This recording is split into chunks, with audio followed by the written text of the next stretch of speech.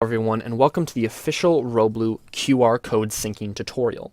QR code syncing will not work as a standalone syncing method, but it will work great as a second or third syncing method in conjunction with the network or Bluetooth syncing.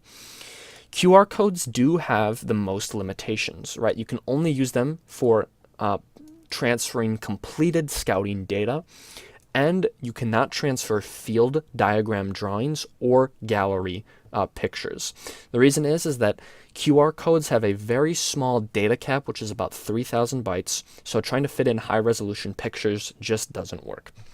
But if you just need to get some simple metrics transferred quickly, QR code syncing is the method for you.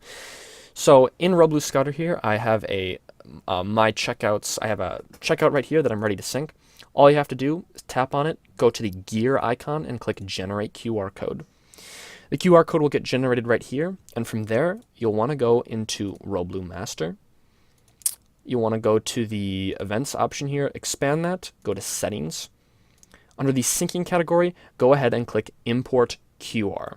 So Import QR will allow you to import that, and it'll just, I can click on this, and it'll open up a camera here, where I can scan a device. Here's a letter opener.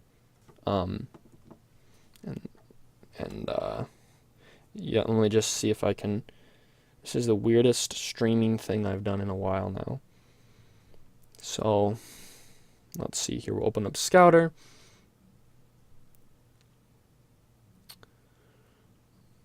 And we'll go, let's just fill out some data here. Okay, so here's some scouting data. Just keep that in mind, right?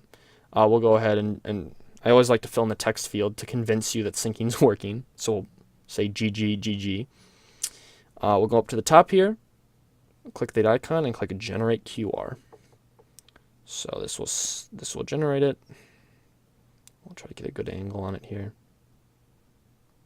And then, yeah, so you'll see that you received a notification here. And sometimes, you might get QR code tries to